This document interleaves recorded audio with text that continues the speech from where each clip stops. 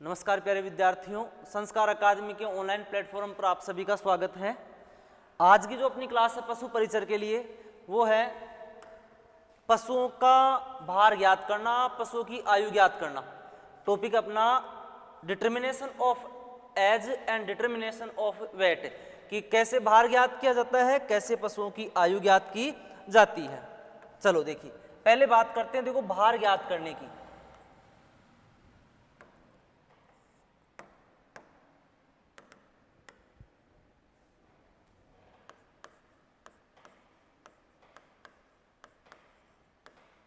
दो टॉपिक कर रहे हैं, दो टॉपिक ले रहे हैं। एक तो लेते हैं एज का और एक लेते हैं वेट का। किस प्रकार से वेट का डिटर्मिनेशन होगा, किस प्रकार से एज का डिटर्मिनेशन होगा। पहले देखो कैसे भार ज्ञात किया जाता है, क्यों ज्ञात किया जाता है, किन किन सूत्रों से भार ज्ञात किया जाता है, भार ज्ञात करने की आवश्यकता कहां पड़ी थी। तो सबसे पहले मैं बात करूं इसके उद्देश्यों की,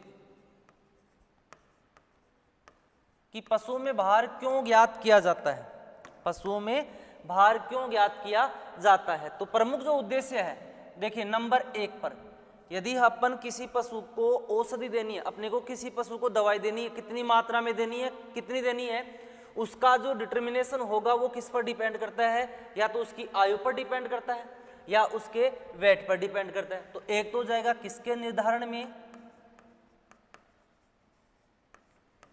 औषधि के निर्धारण में।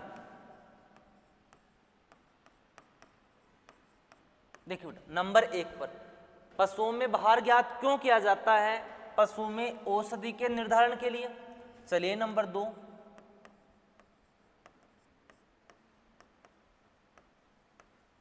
पशु प्रजनन से संबंधित निर्धारण में।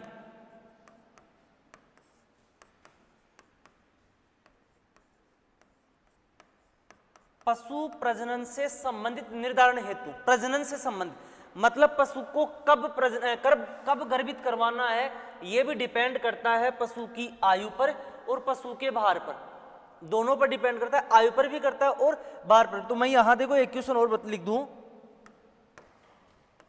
यहां नोट डाल के एक क्वेश्चन याद रखना। देखो मार्कर चेंज कर लेते हैं इसमें। देखिए नोट डाल के एक याद रखना है कि पशु जो उम्र है वो तो देखो अपन ने प्रजनन में पढ़ा था।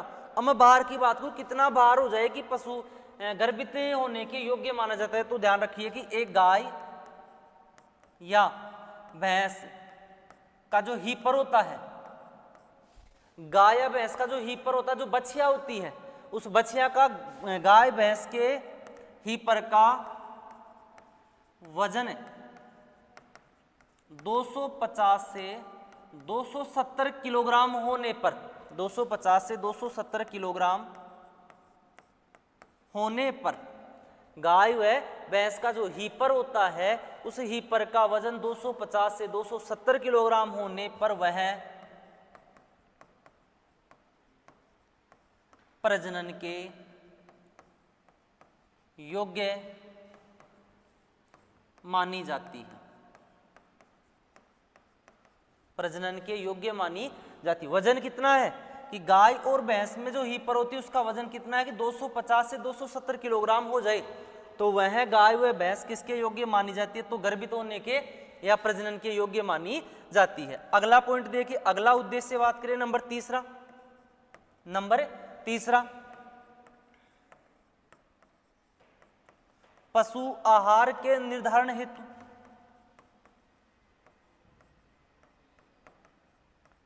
बिल्कुल, पशुओं के आहार के निर्धारण हेतु भी पशु का भार ज्ञात करना आवश्यक होता है। जैसे अपन आहार में पढ़ेंगे, न्यूट्रिएंट वाला जो टॉपिक आएगा उसमें पढ़ेंगे कि एक गाय का 100 किलोग्राम यदि शरीर भार है, मैं गाय की बात करूं कि गाय का यदि 100 किलोग्राम शरीर भार है तो उसे कितना शुष्क पदार्थ देना चाहिए, गाय को 100 किलोग्राम शरीर भार पर कितना शुष्क पदार्थ देना चाहिए, तो 2.5 किलोग्राम देना चाहिए। अच्छा ये देखो शुष्क पदार्थ डिपेंड किस पे कर रहा है, वजन पे डिपेंड कर रहा है। ऐसे ही भैंस की बात करूं कि भैंस के 100 किलोग्राम शरीर भार पर कितना किलोग्राम शुष्क पदार्थ देना चाहिए, तो वहां अपन शुष्क पदार्थ लेते हैं कितने किलोग्राम, 3 किलोग्राम। यानी वजन पर डिपेंड कर रहा है, वजन पर निर्भर करता है आहार की मात्रा। तीनों उद्देश्य याद रखने हैं, औषधि के निर्धारण में, पशु प्रजनन से संबंधित निर्धारण में और पशु आहार से संबंधित निर्धारण में। बाकी और है जैसे पशु के स्वास्थ्य से संबंधित, स्वास्थ्य से एक बेसिक और क्वेश्चन और याद कर लेना कि जो गाय या जो भैंस है उसका पर डे का जो वजन बढ़ता है ना, वो लगभग बताया गया कि 400 से 500 ग्राम तक बढ़ता है। 400 से 500 ग्राम तक वजन बढ़ता है। तो ये तो बात हो गई देखो इनके उद्देश्य की, कि पशुओं में भार ज्ञात करने की आवश्यकता कहां पड़ी, क्या आवश्यकता है, तो आवश्यकता इसलिए पड़ी कि अपने को औषधि का निर्धारण करना है। जैसे औषधि वाले टॉपिक में मैंने आपको समझाया था कि बड़े पशुओं में 600 से 1200 ml तक कोई मात्रा अरंडी का तेल है या फिर अल्कोहल है, इतनी दे रहे थे। छोटे पशुओं में लगभग 50 से 60 ml तक मात्रा दे रहे थे छोटे पशुओं में। तो ये भी डिपेंड हो रहा है आयु पर और भार पर। तो एक तो औषधि के निर्धारण में है, पशु प्रजनन से संबंधित निर्धारण में, और है कि पशुओं को कट्टी कर भेजने। तो चौथा और ले लो या पांचवा, पशु यानी बछिया को कट्टी घर भेजने। तो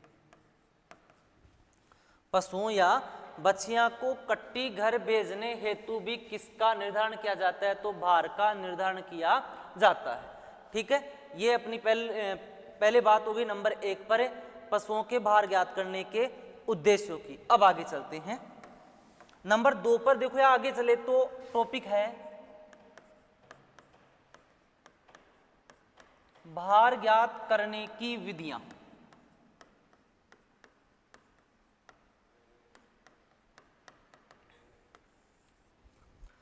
पशुओं में भार ज्ञात करने की प्रमुख विधियां, तो 2 विधियां मानी जाती हैं, समझना बेटा। 2 विधियां होती है। देखो पशुओं में भार 2 प्रकार से ज्ञात किया जा सकता है।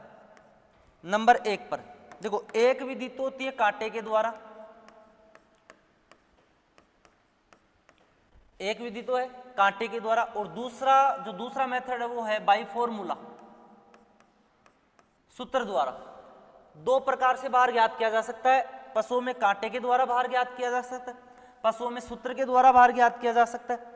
अब जो कांटे के द्वारा भार ज्ञात किया जाता है वो देखिए कांटे होते कौन कौन से हैं। देखो एक तो होता है अपने नॉर्मल इलेक्ट्रिकल कांटा होता है, इलेक्ट्रिकल कांटा होता है नॉर्मल वाला। एक होता है वो स्प्रिंग वाला, कि किसी भी वस्तु को बांध कर ऐसे उठाया जाता है, स्प्रिंग में देखा जाता है कितना वजन हुआ, एक वो होता है।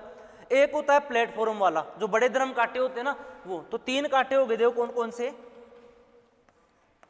एक तो होता है नंबर 1 पर पेन कांटा, पेन कांटा। मैं नंबर 2 की बात करूं तो स्प्रिंग कांटा,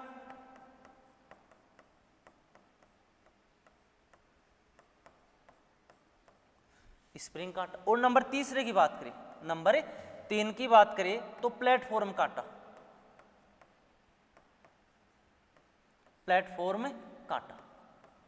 3 कांटे हैं भार ज्ञात करने के लिए। कांटे के द्वारा अपने 3 कांटे, एक पेन कांटा होता है, एक स्प्रिंग कांटा होता है और एक प्लेटफॉर्म कांटा होता है। देखो कौन से कांटे पर कौन से पशु का वजन नोट किया जाता है। तो नंबर 1 जो पेन कांटा होता है वो छोटा, बिल्कुल छोटा कांटा होता है। इस पर जो पक्षी होते हैं, कि पक्षियों का जो वजन नोट किया जाता है, जैसे एग्जाम्पल के लिए मुर्गी वजन पर ही बिकती है। अरे मुर्गियां जो बिकेगी वो वजन पर, जो कुक्कुट होते हैं, चूजे होते हैं, वो वजन पर बिकते हैं। तो यहां बात हो रही है कि एक तो पक्षियों में किस कांटे के द्वारा वजन नोट किया जाता है, तो पेन कांटे के द्वारा। नंबर 2 पे आओ स्प्रिंग कांटा, वो जो पशु को बांध कर ऐसे उठाएंगे स्प्रिंग से, मतलब लगभग मध्यम जो पशु होते हैं जिनमें वजन होता है लगभग यही 50 के आसपास मान के चलो, लगभग 40, 50, 60 तक जो वजन होता है ना उनमें। तो जैसे भेड़ में ले सकते हैं, इसके अलावा बकरी में, और देखिए सूअर में। भेड़, बकरी, सूअर में जो वजन नोट किया जाता है ना वो किस कांटे से किया जाता है, तो स्प्रिंग कांटे से।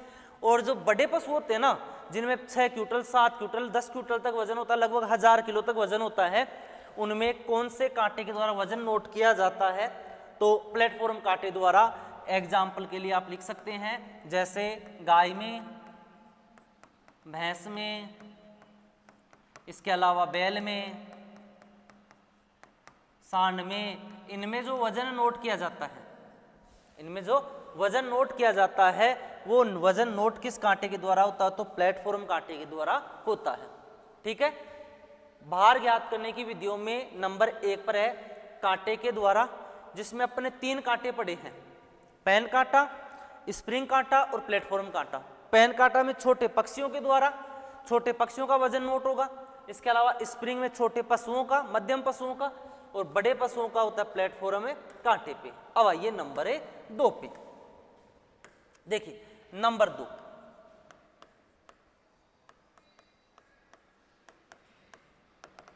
सूत्र द्वारा। नंबर 2 पर देखिए तो सूत्र द्वारा, बाई फॉर्मूला। अब है कितने फॉर्मूले, कौन कौन से फॉर्मूले काम के हैं? देखिए कौन कौन से, जैसे नंबर 1 पर है, एक तो ये चलेगा अपने शेफर का सूत्र आता है, शेफर फॉर्मूला है, मलिक का सूत्र है,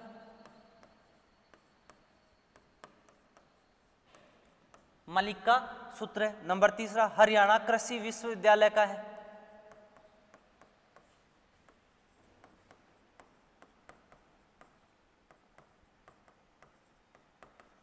ऐसे 3 सूत्र हैं, शेफर का सूत्र है, मलिक का सूत्र है, हरियाणा कृषि विश्वविद्यालय का सूत्र है। और ज्यादातर ये जो सूत्र अपनाए जाते हैं ना वो किसमें? तो गाय व भैंस में,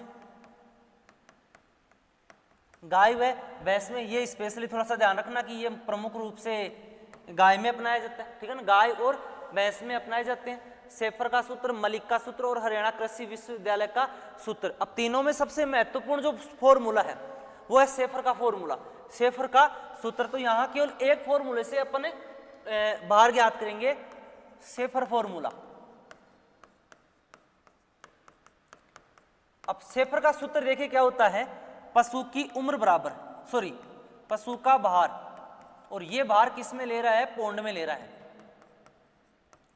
किस में ज्ञात कर रहा है? पौंड में ज्ञात कर रहा है कि पशु का भार पौंड में। मैं थोड़ा सा पौंड के बारे में भी लिख दूं कि एक पौंड में जो वजन होता है ना वो कितना होता है?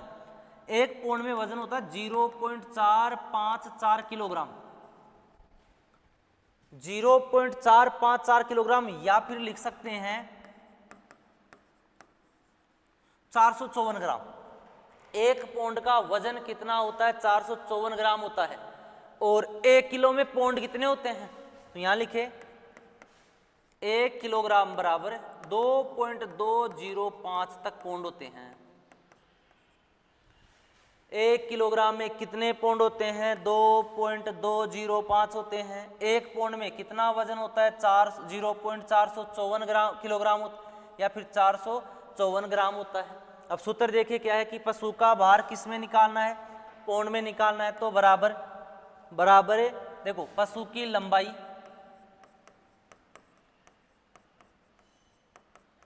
पशु की लंबाई। अब लंबाई मापनी किस में बेटी? इंचों में मापनी है।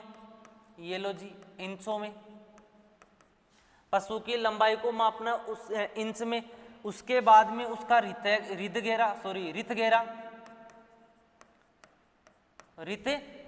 ये रित घेरा भी किस में मापना है? तो इंचों में मापना है, इंच में।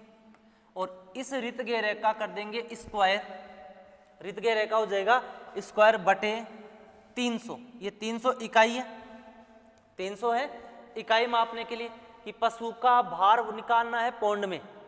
तो पशु का भार पौंड में बराबर, पशु की लंबाई ले लो इंचों में, इसके अलावा पशु का रित घेरा लो इंचों में, और इंचों में लेके रित घेरा का क्या कर दो? स्क्वायर कर दो, ठीक है, और बटा कर दो 300। जैसे मैं एक एग्जांपल समझाऊं, एक उदाहरण लेते हैं। एक पशु जिसका वजन, या नहीं वजन नहीं, एक पशु जिसकी लंबाई,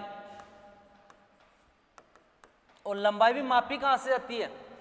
कंधे से लेकर जो पिनबोन होती है ना, अपलास्ती जो बिंदु होता है, अग्रिम जो बिंदु होता है कंधे का, कंधे के अग्रिम बिंदु से लेकर जो पिनबोन होती है, अपलास्ती बिंदु होता है, वहां तक पशु की लंबाई मापी जाती है। तो एक पशु जिसकी लंबाई लगभग मान के चलो आप 65 इंच है, लंबाई लगभग 65 इंच है, और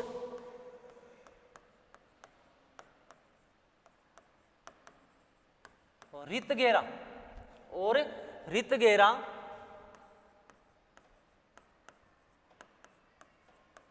60 इंच है। एक पशु जिसकी लंबाई तो है 65 इंच और उसका रितगेरा है 60 इंच, तो पशु का भार ज्ञात कीजिए। पशु का भार ज्ञात कीजिए। तो सूत्र अभी पढ़ा कि जो लंबाई होती है उस लंबाई को मल्टीप्लाई करो रितगेरे से, और इस रितगेरे का क्या कर दो, स्क्वायर कर दो और भाग कर दो 300 का। जैसे देखिए लंबाई कितनी है 65, ये 65 लंबाई हो गई,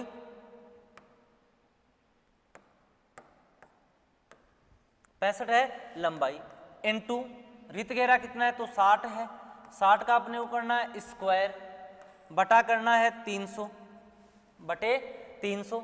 देखिए आगे हल करते हैं, 65 इंटू 60 का जो स्क्वायर होता है वो 6 का करके देख लो, फिर डबल जीरो लगा देना, 6 का 36 और 2 जीरो बटे 300, 2 जीरो से 2 जीरो, 3 3 दूनी 6, 12 हो गए, 12 5 60, 6 12 6 72 और 6 78, ये 780।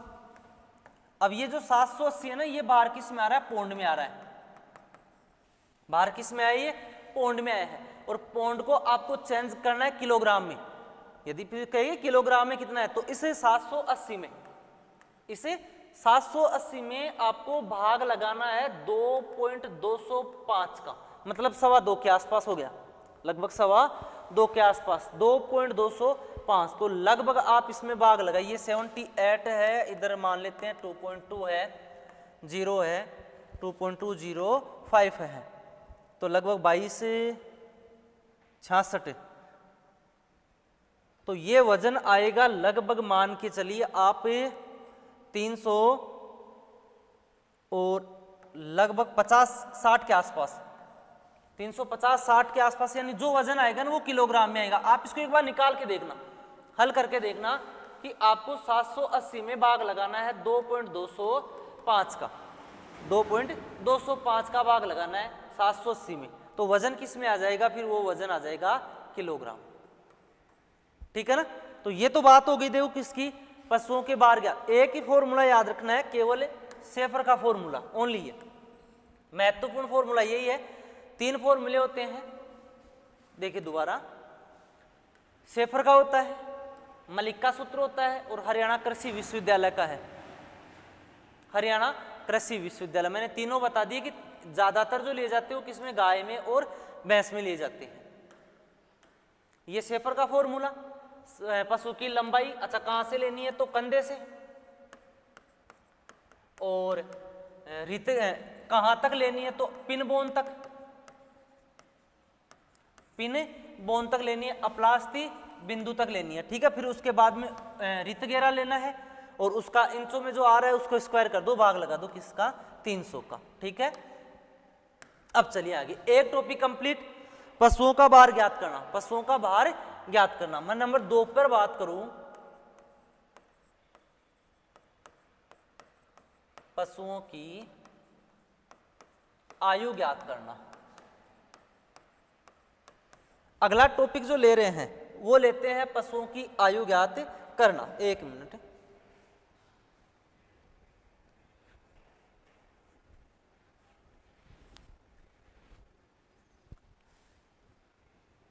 चलिए आगे देखिए, टॉपिक है पशुओं की आयु, age determination of, age determination of weight. तो एज का डिटर्मिनेशन करने के लिए हम यहां पढ़ेंगे कि पशुओं की जो आयु ज्ञात की जाती है ना, वो देखो निम्न विधियों द्वारा की जाती है, निम्न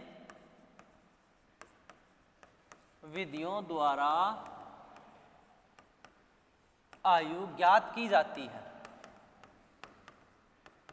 नोट्स बनाते रहना बेटा, जिन्होंने ऐप खरीदर करना वो नोट्स बनाते रहना इनके। निम्न विधियों के द्वारा आयु ज्ञात की जाती है, देखो नंबर 1 पर, अभिलेख द्वारा, पशु का रिकॉर्ड रखा जाता है, पशु में जन्म कब हुआ, फिर उसमें प्रसव कब हुआ, इनका सबका रिकॉर्ड रखा जाता है, यानी अभिलेख यानी बाई रिकॉर्ड, बाई रिकॉर्ड।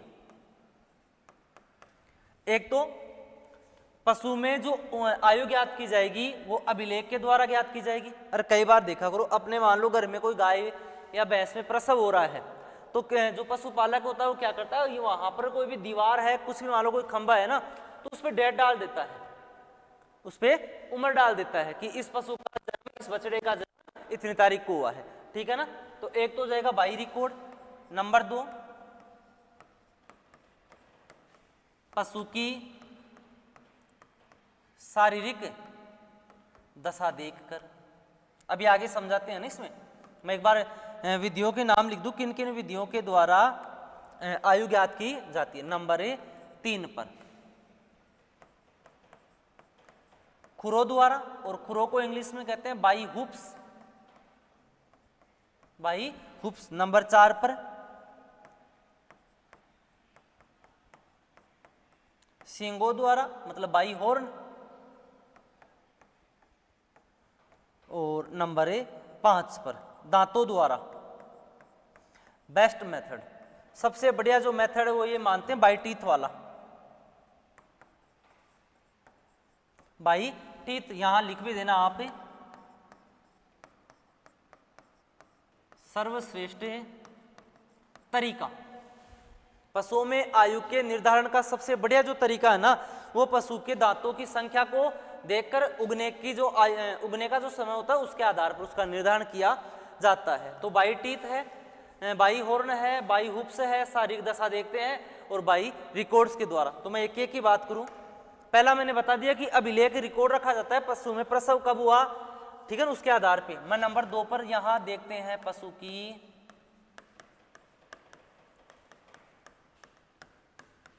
शारीरिक दशा देखकर, उसकी आकारिकी को देखकर उसके विभिन्न अंग जो हैं उनके आधार पर। जैसे एग्जाम्पल के लिए मैं बात करूं, मान लो एक तो कम उम्र वाला पशु है, कम आयु वाला पशु है, दूसरा पशु है अधिक आयु वाला,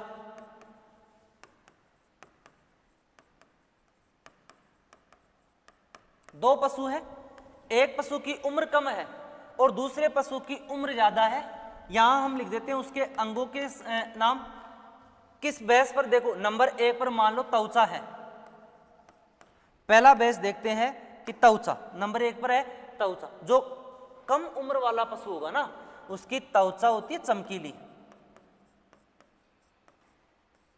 कम उम्र वाले पशु की त्वचा होती है चमकीली।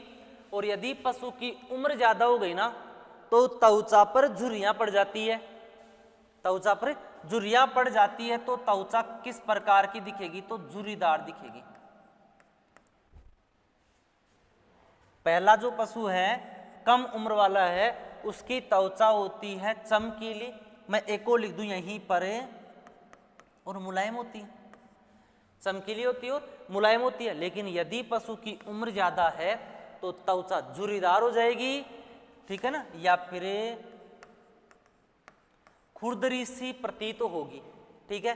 नंबर 2 मैं थन की बात करूं कि पशुओं में थनों से और अयन से, थन और अयन से, जो कम उम्र वाला पशु होता है उसका अयन कम लटका हुआ होता है, कम लटका हुआ, और अधिक उम्र वाला पशु होता है उसका अयन अधिक लटका हुआ रहता है और फैला हुआ रहता है, और फैला हुआ रहता है। फिर और देखिए आंखें,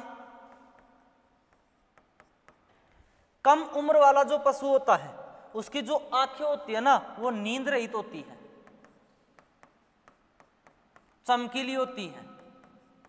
अधिक उम्र वाला जो पशु होता है उसकी आयु निदालु की आंखों में नींद भरी होती है, इसके अलावा कम चमकीली होती है। कम उम्र वाला जो पशु होता है वो चुस्त रहता है, अधिक उम्र वाला जो पशु होता है वो सुस्त रहता है। तो ये बेसिक सी बातें हैं, ये बेसिक सी इतनी इंपॉर्टेंट भी नहीं है कि शारीरिक दशा किस प्रकार से देखते हैं और किस प्रकार से पशु की आयु का निर्धारण। आपको चौथे मेथड पर सबसे ज्यादा फोकस करना है, अंतिम जो मेथड आएगा ना बाय टीथ वाला, उस पे फोकस करना है। चलिए नंबर 2 पर, तीसरा, एक तो रिकॉर्ड हो गया, दूसरा शारीरिक दशा देखकर तीसरी बात करें कि पशु में आयु का निर्धारण होता है खुरों के द्वारा। भाई हुप्स को देखो, इससे भी एग्जिट आयु का निर्धारण नहीं होता है। एग्जिट तो देखो दांतों वाले से भी नहीं होता, उसमें भी करीब 5-6 महीने का फर्क आता है उम्र में। खुरों द्वारा पशु के खुरों को देखते हैं, बताते हैं कि आजकल जो पशुपालक होते हैं वो पशु के खुरों को काट देते हैं या फिर उन पर रेगमाल जो भी होता है उसको रगड़कर उन्हें चिकना बना देते हैं। यानी बड़े जो पशु होते हैं, अधिक उम्र वाले जो पशु होते हैं, उनके जो खुर होते हैं ना वो खुरदरे होंगे और बड़े भी होंगे। अधिक उम्र वाले पशुओं के खुरदरे होंगे और बड़े होंगे। ठीक है, नंबर 4 पे चौथा मेथड सींगों द्वारा। By horn. अब सींगों में देखो किस प्रकार से, मान लेते ये किसी पशु का सींग है और इस सींग पर जो छल्ले बनते हैं, सींगों पर जो छल्ले बनते हैं, उन छल्लों की संख्या को गिनकर उस संख्या के आधार पर ही पशु की आयु का निर्धारण किया जाता है। सींगों के द्वारा आयु का निर्धारण किस प्रकार से होगा, तो सींगों पर उपस्थित छल्लों की संख्या को गिन के, सींगों पर उपस्थित सींगों पर उपस्थित सींगों पर उपस्थित छल्लों की संख्या को गिनकर, संख्या को गिनते हैं। सींगों पर देखो ये सींग है, इस पर जो छल्ले पाए जा रहे हैं, इन छल्लों की संख्या को काउंटिंग कर लो, इन छल्लों की संख्या को काउंटिंग कर लो। और सूत्र क्या बनता है कि पशु की उम्र बराबर, पशु की उम्र बराबर 2 प्लस छल्लों की संख्या, 2 प्लस छल्लों की संख्या। जितने छल्ले हैं उनमें 2 जोड़े जाते हैं। अब क्यों जोड़े जाते हैं, क्योंकि बताया जाता है कि पहला जो छल्ला बनता है ना वो 3 वर्ष की आयु में बनता है, गाय में और भैंस में वैसे तो अलग अलग है, ठीक है, 3 और 4 वर्ष। तो गाय आप एवरेज मान के चलना कि जो पहला जो छल्ला बनता है वो तीसरे वर्ष बनता है। अब तीसरे वर्ष छल्ला बन गया 1, तीसरे वर्ष छल्ला बन गया 1, तो संख्या कितनी आ गई 1। अब 2 साल तक तो छल्ले बने ही नहीं ना, अरे तीसरा छल्ला बना कितनी उम्र में, 3 वर्ष में, मतलब 2 साल तक पशु के सींगों पर कोई छल्ले नहीं बने तो ये 2 जोड़ दो। तो यदि किसी पशु के सींग पर एक ही छल्ला है तो उसकी उम्र कितनी हो जाएगी, 2 + 1 = 3 वर्ष। तो सूत्र क्या बना कि 2 प्लस छल्लों की संख्या, 2 प्लस छल्लों की संख्या, इससे सींगों के द्वारा आयु का निर्धारण किया जाता है। मैं यहाँ एग्जाम्पल और बताऊं, जैसे मान लो एग्जाम्पल है कि यदि किसी पशु के सींगों पर, यदि किसी पशु के सींगों पर 11 छल्ले हैं, किसी पशु मान लेते गाय है, भैंस के सींगों पर 11 छल्ले बने हुए हैं, तो इस भैंस की उम्र कितनी होगी, तो अपने को 2 प्लस क्या करना है, छल्लों की संख्या करनी है। तो छल्ले कितने हो गए, 11 हो गए, 2 जोड़ना है, तो मानो पशु की उम्र कितनी हो गई है, तो 13 वर्ष हो गई। पहला छल्ला बनता है तीसरे वर्ष, उसके बाद में लगातार प्रत्येक वर्ष एक एक छल्ला बनता जाता है। ठीक है, ऐसे यदि क्वेश्चन को घुमा के पूछ ले कि यदि किसी पशु की उम्र, यदि किसी पशु की उम्र 16 वर्ष है, यदि किसी पशु की उम्र 16 वर्ष है तो उसके सींगों पर बने छल्लों की संख्या बताइए।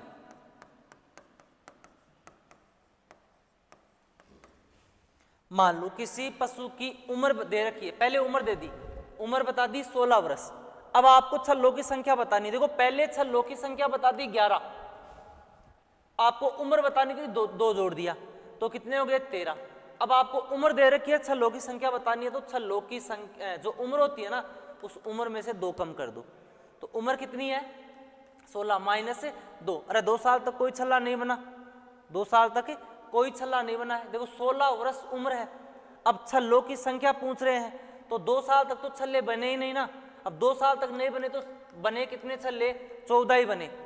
14 प्लस 2 बराबर कितनी वर्ष हो गई, 16 वर्ष। तो दोनों तरह से ध्यान रखना, छल्लों की संख्या देके पूछे तो 2 जोड़ दो, उम्र देके छल्लों की संख्या पूछे तो 2 घटा दो, ठीक है ना। अगली विधि की बात करें, नंबर जो भी है 5वीं है 4थी है, दांतों द्वारा सबसे बेस्ट जो मेथड होता है, सबसे बेस्ट जो मेथड होता है, यहां लिख देंगे आयु ज्ञात करने का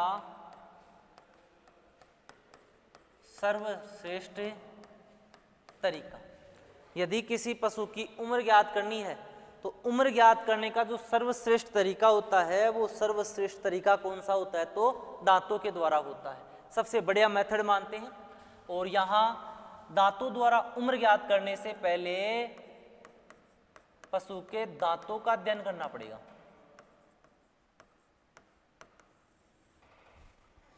पशु में दांतों द्वारा उम्र ज्ञात करने से पहले पशु में दांतों का अध्ययन करना पड़ेगा। होते कितने प्रकार के हैं, कितने होते हैं, टेम्परेरी कितने होते हैं, परमानेंट कितने होते हैं, स्थायी कितने होते हैं, अस्थायी कितने होते हैं। तो दांतों का अध्ययन करते हैं। यहाँ पर पशु में जो दांत होते हैं ना, वो पाए जाते हैं 4 प्रकार के। पशु में कितने प्रकार के दांत पाए जाते हैं, तो 4 प्रकार के पाए जाते हैं। देखिए कौन कौन से, मैं क्रम से लिख दूं और कंटिन्यू भी यही चलेगा। सबसे पहले जो बिल्कुल सामने होते हैं, मान लो ये जबड़ा बना रहे हैं, ये पशु का एक जबड़ा बना रहे हैं। पहला जो दांत होता है जो बिल्कुल सामने होता है, ये वाला, ये वाले जो सामने वाले दांत होते हैं, ये दांत कहलाते हैं कर्तन दांत। दांत कहलाएंगे कर्तन, इंग्लिश में बोला जाता है इनसाइजर। इनका अध्ययन और करेंगे आगे, कितने होते हैं, कब उगते हैं, संख्या कितनी होती है। यहां केवल एक बार समझा रहा हूं मैं कि कौन कौन से दांत होते हैं। देखो कर्तन दांत, इनसाइजर टीथ होते हैं, सामने वाले, बिल्कुल ये सामने वाले। अब नंबर 2 पर देखें, नंबर 2 कील दांत। यहां बात पूरी हो रही है बेटा, मांसाहारी शाकाहारी सब पशुओं की बात हो रही है, मांसाहारी और शाकाहारी सभी पशुओं की बात हो रही है। कौन कौन से दांत होते हैं, जैसे जो कील दांत होते हैं ना, कैनाइन, इनको इंग्लिश में बोलते हैं कैनाइन। ये जो कैनाइन टीथ होते हैं, ये जो दोनों जबड़े हैं ना, उन दोनों जबड़ों में एक एक, यानी एक इधर, एक 2 और 2 ही ऊपर, 2 ही ऊपर, मतलब संख्या हो गई 2 जोड़ी, 2 जोड़ी। तो टोटल कितने हो गए, 4 हो गई। टोटल कितने हो गए, 4, 1 2 और 2 ऊपर वाले जबड़े में, 2 ऊपर वाले जबड़े में। और केवल किस में, तो फिर मांसाहारी में, मांसाहारी पशु में। तीसरे नंबर पे आ जाओ, अग्रचर्वणक दांत। अग्रचर्वणक दांत पाए जाते हैं कैनाइन दांत से जस्ट आगे। यदि कैनाइन पूछे तो कर्तन दांत और कैनाइन पूछे तो कैनाइन दांत पाए जाते हैं कर्तन और प्रीमोलर से पहले। इसको प्रीमोलर कहा जाता है, प्रीमोलर, प्रीमोलर चल रहा है, ठीक। प्रीमोलर तो 3 इधर, 3 इधर, मतलब 3 जोड़ी तो निचले जबड़े में, और सेम ये का ये ऊपर वाले हिस्से में, सेम ये का ये, केवल यही तो नहीं पाए जाते ऊपर वाले जबड़े में, ये नहीं पाए जाते हैं, ठीक है ना। पशु में वैसे मांसाहारी की बात नहीं, अगर देखें तो शाकाहारी में ये नहीं पाए जाते। अभी आगे और समझाएंगे। 3 जोड़ी। अब क्वेश्चन पूछे कि कील दांत कहां पाए जाते हैं, तो देखो 1 नंबर और 3 नंबर के बीच में, कर्तन दांतों के बाद और प्रीमोलर दांतों से पहले बीच में पाए जाते हैं कौन से दांत, कील दांत। और केवल किस में पाए जाते हैं, तो मांसाहारी में। अब मैं नंबर 4 पर देखूं तो मोलर, जिन्हें कहते हैं चर्वणक।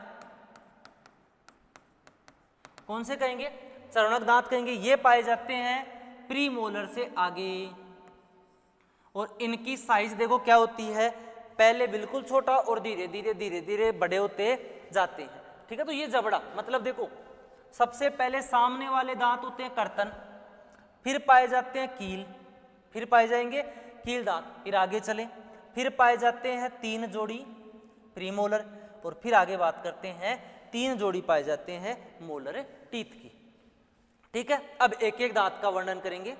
चलो हो जाएगा सर इस क्लास में। आगे देखिए, मैं नंबर 1 की बात करूं।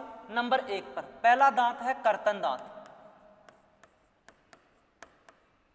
कर्तन दांत, और कर्तन दांतों को इंग्लिश में कहा जाता है इंसाइजर टीथ। कर्तन दांत या इंसाइजर टीथ। ठीक है, अब सुनिए कहां पाए जाते हैं, कितने पाए जाते हैं, क्या विशेषता होती है, क्या कार्य होता है। और सबसे पहला question very very important question है, नोट डाल के लिखना है अपने को कि पशु की आयु का निर्धारण है,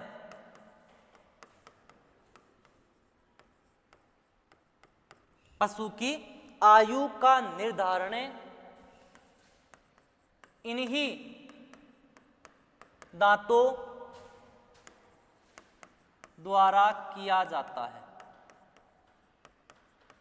देखो सर्वश्रेष्ठ मेथड पढ़ रहे हो आप बाइट टीथ का, कि पशु में आयु ज्ञात की जाती है दांतों के द्वारा। अब दांतों में भी पूछ ले कि कौन से दांतों से पशु की आयु का निर्धारण होता है, तो आप बताओगे कर्तन दांतों से होता है, कर्तन दांतों से होता है। फिर चलिए आगे देखो, पशु की आयु का निर्धारण इन्हीं दांतों के द्वारा किया जाता है। नंबर 2 पर देखते हैं, कार्य की बात करें तो जो भोजन होता है, जो आहार होता है, जो चारा होता है, उसको काटने का कार्य कौन करते हैं, तो कर्तन दांत करते हैं। किसी भी आहार को, चारे को या भोजन को काटने का जो कार्य करेंगे वो कार्य कौन से दांतों के द्वारा होता है, तो कर्तन दांतों के द्वारा होता है। फिर मैं आगे बात करूं इनकी संख्या की, संख्या कितनी होती है, तो संख्या के लिए 2 चीजें पढ़नी पड़ेगी, एक अस्थायी जोड़ी या अस्थायी दांतों में, और एक देखेंगे स्थायी दांतों में। स्थायी दांतों की संख्या पशुओं में 4 में, गाय भैंस भेड़ बकरी में होते 32, और अस्थायी होते 20। आगे पढ़ेंगे ना विन्यास कैसे बनाते हैं सॉरी, जो अस्थायी दांत होते हैं ना, कौन से कर्तन दांत कर रहे हैं अस्थायी, तो यहां लिखेंगे बेटा 4 जोड़ी, 4 जोड़ी। स्थायी भी कितने जोड़ी, तो 4 जोड़ी। अस्थायी भी कितने जोड़ी, 4 जोड़ी। स्थायी भी कितने जोड़ी, 4 जोड़ी। और नोट एक और लिखना है, ये भी इंपॉर्टेंट है, फिर ध्यान दीजिए, फिर नोट डाल के लिखना है। ये दांत कौन से, कर्तन, कर्तन दांत, ये दांत पशु के केवल निचले या निचले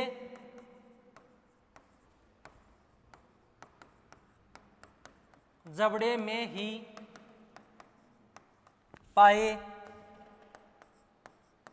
जाते हैं।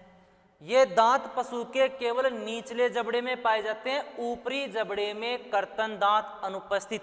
ये भी अच्छा क्वेश्चन है कि कर्तन दांत पशु के कौन से जबड़े में पाए जाते हैं, तो केवल निचले जबड़े में, ऊपरी जबड़े में ये दांत नहीं पाए जाते। तो फिर पाया क्या जाता है उसके स्थान पर, ऊपरी जबड़े में भी तो कुछ पाया जाएगा ना, चारे को काटना है तो काटने के लिए कोई धातु या कोई ठोस चीज तो चाहिए, तो वो जो ठोस चीज पाई जाती है ना, वो पाई जाती है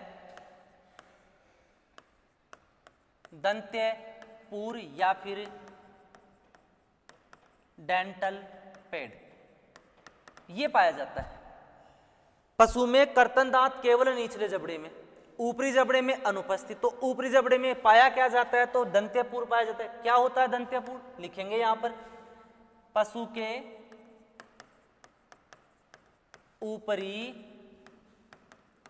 जबड़े में, पशु के ऊपरी जबड़े में कर्तन दांतों के स्थान पर, पशु के ऊपरी जबड़ों में कर्तन दांतों के स्थान पर उत्तकों की एक कठोर सतह पाई जाती है। उत्तकों की एक कठोर सतह पाई जाती है जिसे दंत्यपूर कहा जाता है। ठीक है बेटा, परिभाषा देखिए। बात यहां यह उठती कि कर्तन दांत नहीं पाए जाते, बिल्कुल ऊपरी जबड़े में नहीं पाए जाते, तो पाया क्या जाता है?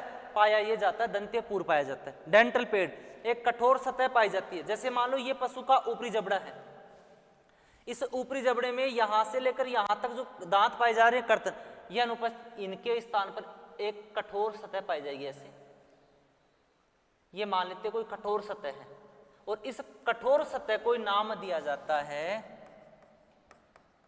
Dental paid. कठोर सतह को नाम दिया जाता है डेंटल पेड। तो क्वेश्चन बने कि पशु में डेंटल पेड कहां पाया जाता है? तो कर्तन दांतों के स्थान पर ऊपरी जबड़े में, कर्तन दांतों के स्थान पर ऊपरी जबड़े में पाया जाता है। ठीक है, चलिए अब आगे, अभी कर्तन दांतों की बात करेंगे। मैं फिर आगे बात करूं। देखो अभी आपने संख्या पढ़ी थी पीछे जस्ट ही, संख्या कितनी ती होती है? तो आपने लिखा था कि सर अस्थाई में भी आपने 4 जोड़ी बताई है, और सर स्थाई में भी आपने 4 जोड़ी बताई है। जोड़ी 4 है तो संख्या टोटल हो जाएगी 8 दांत, और इधर भी कितने हो जाएंगे? 8 दांत। ढंग से पढ़ना, आगे दंत विन्यास में ये काम में आएंगे, किस प्रकार से दंत विन्यास होता। तो संख्या 4 जोड़ी पड़ी। अब मैं यहीं पर एक साथ न बता के एक एक में बता रहा हूं कौन सा दांत कब उगता है। तो यहां हेडिंग अपनी पशु में कर्तन दांतों के उगने का समय। पशु में कर्तन दांतों के उगने का समय, संख्या 4 जोड़ी, स्थाई में भी 4 जोड़ी, अस्थाई में भी 4 जोड़ी। तो यहां समझना, देखो एक बार देखिए, इधर तो लिख देंगे अपन ने दांत, या फिर दांत इधर नहीं, यहां लिखते उगने का समय, उगने का समय। आगे पढ़ेंगे दोनों एक साथ। देखो देखो अस्थाई, अब अस्थाई कौन से? अस्थाई कर्तन दांत, अस्थाई कर्तन दांत। दूसरी तरफ देखते हैं स्थाई कर्तन दांत। 2 है, एक तरफ आप देख रहे हो उगने का समय, एक तरफ देख रहे हो अस्थाई दांतों में, और एक देख रहे हो स्थाई दांतों में। ठीक है, तो एक एक देखिए। नंबर 1 पर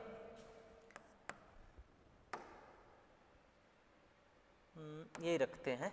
देखिए उगने का समय, मैं पहले बात करता हूं जन्म से। तो देखो जन्म के प्रथम सप्ताह में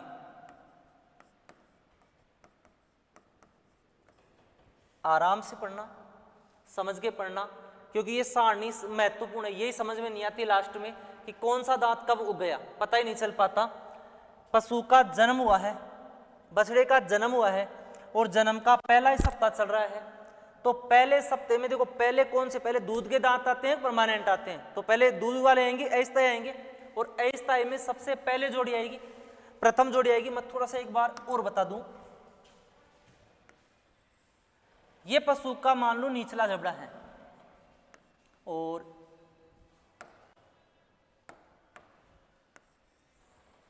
ये पशु का ऊपरी जबड़ा है। एक है नीचे वाला जबड़ा, एक है ऊपरी जबड़ा। देखिए ये पहली जोड़ी,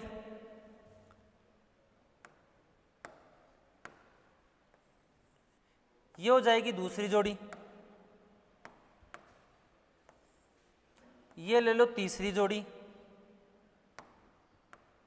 और ये हो गई चौथी जोड़ी। 4 जोड़ियां होगी, 1 2 3 और 4। मैं इनके चारों के नाम की बात करता हूं एक बार, कौन से को क्या नाम दिया गया। देखो नंबर 1, पहली जो जोड़ी होती है ना वो सबसे बीच में होती है, तो प्रथम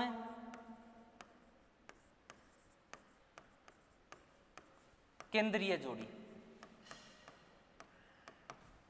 प्रथम केंद्रीय जोड़ी, पहली जोड़ी सबसे बीच में, फिर दूसरी होती है मध्यम में, तो द्वितीय मध्य जोड़ी। पहली सबसे बीच में, ये आ गई केंद्रीय, केंद्र में है, दूसरी बीच में, तीसरी पार्श्व में, तो थर्ड लिखेंगे तृतीय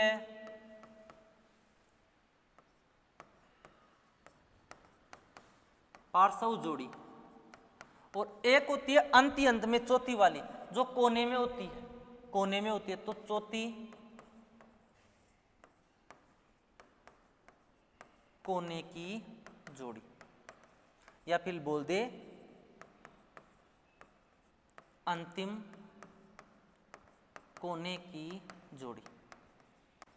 4 जोड़ियां, पहली आ गई बीच में केंद्रीय, दूसरी मध्यम में, तीसरी थोड़ी पार्श्व में, और चौथी आती है अंत में। अब आइए वापस देखिए, जन्म के प्रथम सप्ताह में, जन्म के प्रथम सप्ताह में पहले आएंगे अस्थायी दांत, और पहली जोड़ी आएगी तो प्रथम जोड़ी।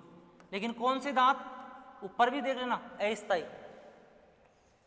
कर्तन दांतों की पहली अस्थायी जोड़ी, कर्तन दांतों का पहला अस्थायी जोड़ा कब उगता है, तो जन्म के पहले सप्ताह में उगता है, जन्म के प्रथम सप्ताह में उगता है। यहां आप डैश लगाते चलो, क्योंकि अभी स्थायी दांत नहीं उग रहे हैं, पहले अस्थायी। अब आओ नंबर 2 पर, जन्म के द्वितीय सप्ताह में पशु का, बछड़े का जन्म हो गया, उसके बाद में सेकंड जो वीक चल रहा है, उस सेकंड वीक में आ जाएगी सेकंड टेम्परेरी जोड़ी, मतलब दूसरी अस्थायी जोड़ी।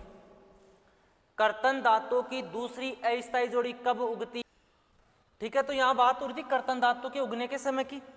देखो जन्म का पहला सप्ताह प्रथम जोड़ी, जन्म के द्वितीय सप्ताह में द्वितीय जोड़ी टेम्परेरी की। तीसरे पे आ जाओ,